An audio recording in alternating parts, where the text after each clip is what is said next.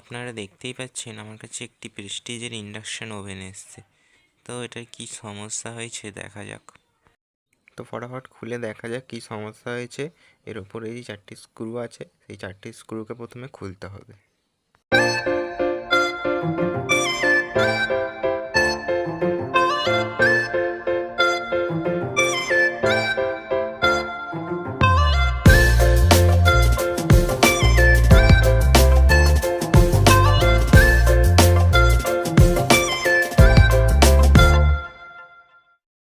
তো দেখুন আমার এটি খোলা হয়ে গেছে। এবার আমি এর ডিসপ্লের যে কানেক্টারটি আছে ওটা খুলে এই পার্টটিকে সাইডে রেখে দেবো।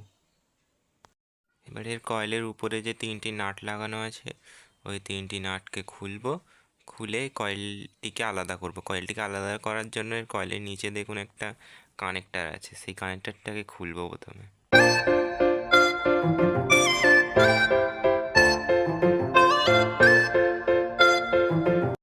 তো দেখুন কয়েলটি খোলা হয়ে গেছে। আর এর যে তার দুটো বোর্ডে লাগানো আছে এই তারটিকে আর খুলবো না, একসাথেই চেক করব। প্রথমে মাল্টিমিটার দিয়ে এর কানেকশান লাইনের তারটিকে চেক করব।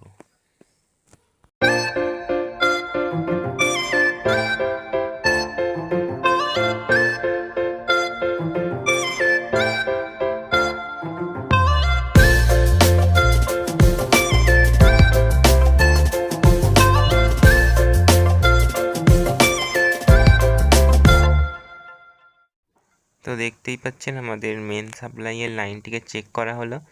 দেখুন মেন সাপ্লাইয়ের দুটি তারই ঠিকই আছে। তাহলে এবার আমি বোর্ডটাকে খুলে, বোর্ডটা খোলার জন্য এর হিট সিঙ্কের মধ্যে একটা নাট লাগানো আছে, ওই নাটটিকে খুলব।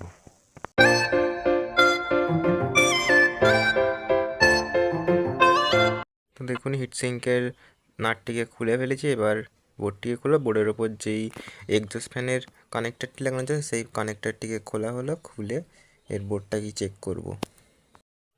এবার মাল্টিমিটার দিয়ে বোর্ডটিকে চেক করব। প্রতিটি কম্পোনেন্টকে মাল্টিমিটারের সাহায্যে চেক করব। প্রথমে মাল্টিমিটারটাকে বাজার মোডে রেখে চেক করছি। তো দেখুন এর আইজিবিটিটা ঠিক লাগছে আমার, দেখুন ঠিকই আছে। এবার এর কয়েলটিকে চেক করব, বোর্ডটাকে উল্টে নিয়ে কয়েলটিকে চেক করব। তো দেখুন কয়েলটিকে আমরা মাল্টিমিটারে দুটি টার্মিনাল দিয়ে ধরবো। দেখুন মাল্টিমিটারে কন্টিনিউটি দেখাচ্ছে, তার মানে এর কয়েলটি ঠিক আছে। এবার আমরা এর ডায়োড, যটা ডায়োড আছে তটা ডায়োডকে চেক করব। তো আমার মনে হচ্ছে এর মধ্যে দুখানা ডায়োড শর্ট আছে, তো ওই দুটো ডায়োডকে চেঞ্জ করে দেখি।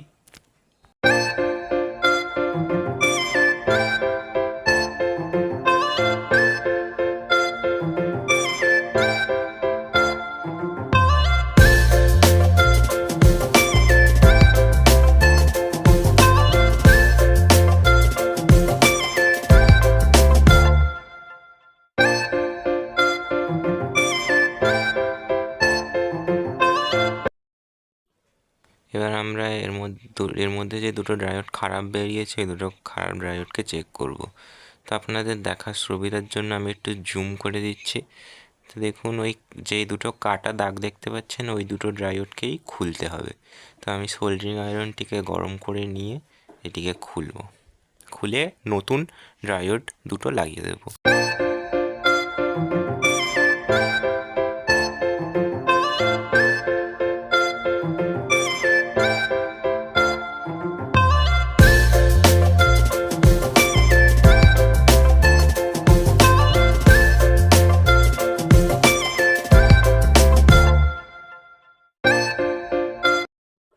তো দেখুন যেই ডায়োডটি খারাপ হয়েছিল সেই ডায়োডটির নাম্বার অনুযায়ী একটা নতুন ডায়োড এনে সেই স্থানে বসিয়ে দিচ্ছে। তো দেখুন যেমন লাগানো ছিল ঠিক সেরকমভাবেই লাগাতে হবে।